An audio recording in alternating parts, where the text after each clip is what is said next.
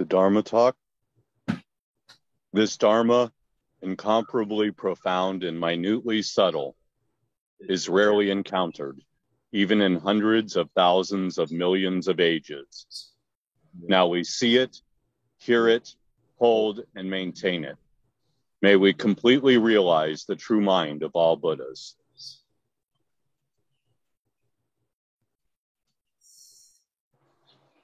Okay, everyone can relax, and Uncle Hangdal is going to talk and tell a story.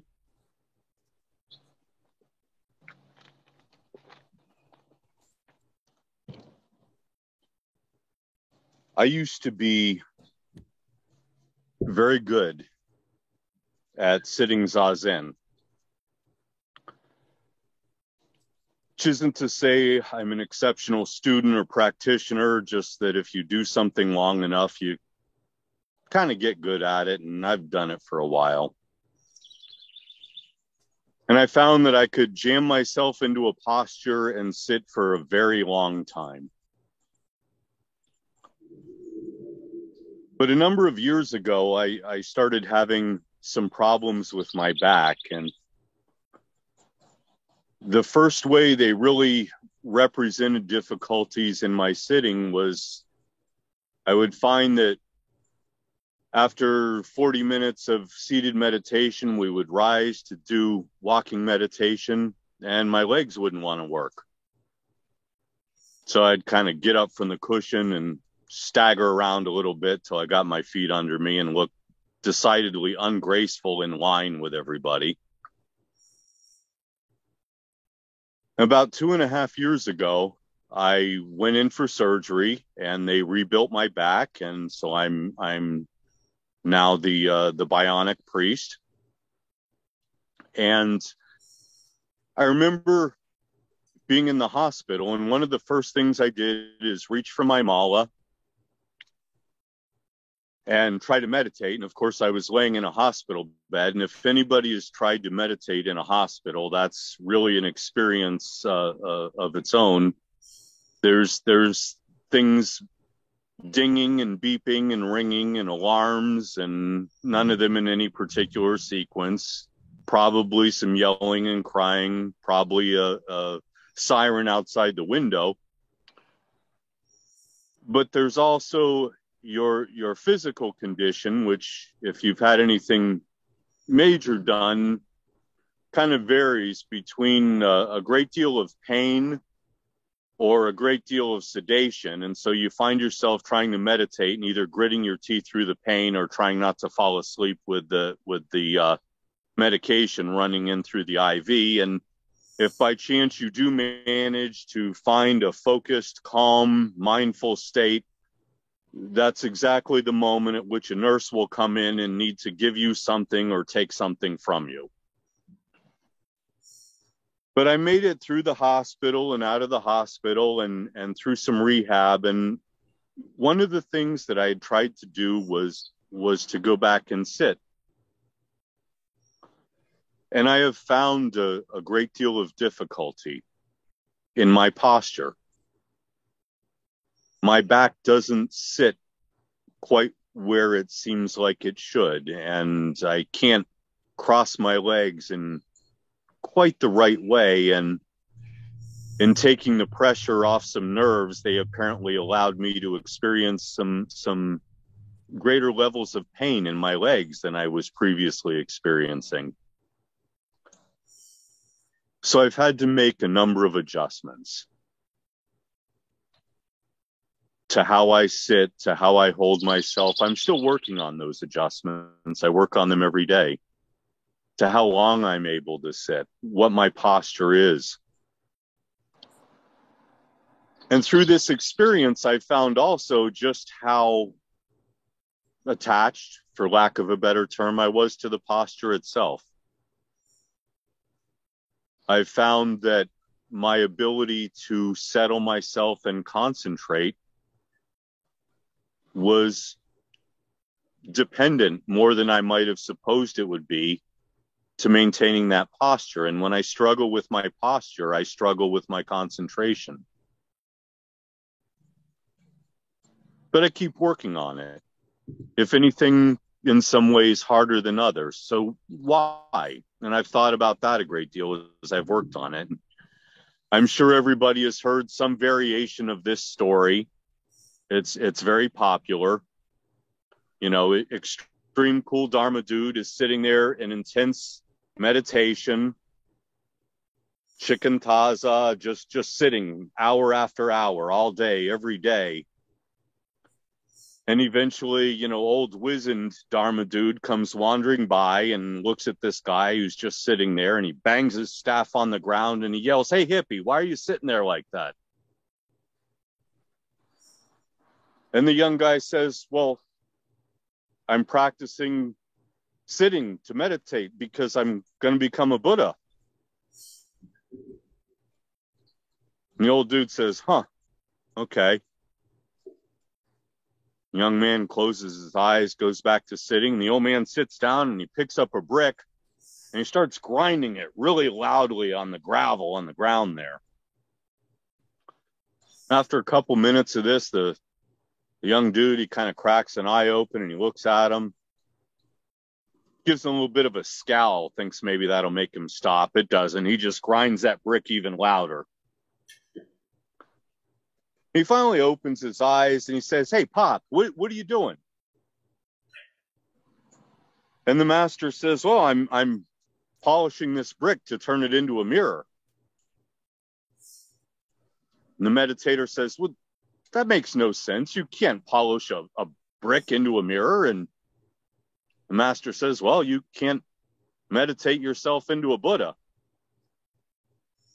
Now, many times the story stops there, but I believe the full version goes on a little bit. The young meditator says, "Well, then explain this." And the master says, "If the cart is not moving, do you whip the cart or whip the ox?" And of course, at this point, because that's the way these stories go, the young man attains Satori and everything's good, and, you know, flower petals fall from the heavens. And we won't even get into ahimsa and why we're always whipping oxen in these stories, but this has been taken, this story, and a lot of times to say that meditation is in some way not important. And it's certainly not the whole point. It's not the whole picture. It goes with the teachings and the sutras and the sangha. It goes with the practice and the devotion. But it's not to say that sitting is not important, that meditation is not important. And there's a common stream that runs through the experience of Buddha and Bodhidharma, Dogen, Lin Chi, through the masters of generations upon generations, which is something like this in some variant or other. There is a mountain over there, and the view from the top of that mountain is incredible. It's magnificent. Which is not to say it's always beautiful. Sometimes the view lets you see war, or a storm, or a famine. Sometimes the view lets you see beauty in the sunrise and the moonrise. Sometimes it's just clarity and sometimes it's a fog, but the view from that mountain, that's incredible. But you have to get up there. You have to make that journey. And the different schools have different ways of making that journey. You might have a path that somebody has blazed for you. Or you might have trail markers, or you might have a map. They might give you a machete and tell you to cut through the briars and thorns. Or a shovel and dig your path on the way up. And maybe once that path is cleared and blazed, there's a rainstorm and it washes away in a mudslide and you start over. But if you want to see from the top of the mountain, you have to get there. if you want to have that view, and ultimately the mountain is you and the view is your mind. And if your aim is to have the view, you work on climbing that mountain day after day. You work on sitting, on meditation, standing, walking, laying, doing dishes. You meditate because that's what our school teaches us. That's what the Buddha taught us. That's what the Buddha did when he experienced enlightenment. And so we practice and we chant and we talk and we teach and we learn and we guide each other and we follow the ancestors. And yes, we find our best way to sit down and find a posture and to check out the view.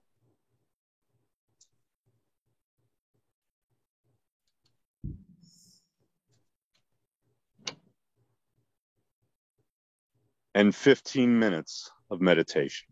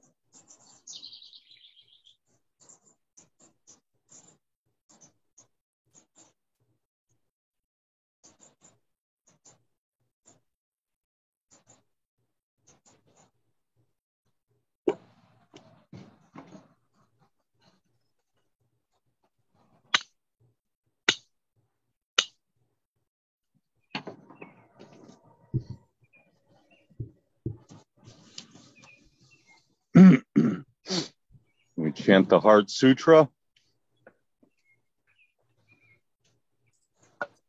Mahaprajna Paramita Hridaya Sutra. Avalokiteshvara Bodhisattva, when practicing deeply the Prajna Paramita, perceives that all five skandhas are empty and is saved from all suffering and distress. Shariputra, form does not differ from emptiness. Emptiness does not differ from form. That which is form is emptiness. That which is emptiness, form. The same is true of feelings, perception, impulses, consciousness. Shariputra, all dharmas are marked with emptiness. They do not appear or disappear, are not tainted or pure, do not increase or decrease. Therefore, in emptiness, no form, no feelings, perceptions, impulses, consciousness, no eyes, no ears, no nose, no tongue, body, no mind, no color, no sound, smell, no taste, no touch, no object of mind, no realm of eyes, and so forth, until no realm of mind consciousness, no ignorance, and also no extinction of it, and so forth, until no old age and death, and also no extinction of them, no suffering, no origination, no stopping, no path, no cognition, also no attainment, with nothing to attain. The Bodhisattva depends on Prajna Paramita, and the mind is no hindrance. Without any hindrance, no fears exist. Far apart from every perverted view, one dwells in nirvana. In the three worlds, all Buddhas depend Prajna Paramita and attain Anuttara Samyak Sambodhi. Therefore know that Prajna Paramita is the great transcendent mantra, is the great bright mantra, is the utmost mantra, is the supreme mantra, which is able to relieve all suffering and is true, not false. So proclaim the Prajna Paramita mantra. Proclaim the mantra which says Gate, Gate, Paragate, Parasamgate, Bodhisvaha. Gate, Gate, Paragate, Parasamgate, Bodhisvaha. Gate, Gate, Paragate, Parasamgate, Bodhisvaha.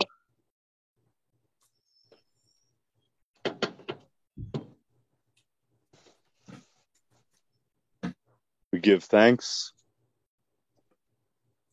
Infinite realms of light and dark convey the Buddha mind. Birds and trees and stars and we ourselves come forth in perfect harmony. We practice and recite this for all beings in the world, in grateful thanks to our many guides along the way.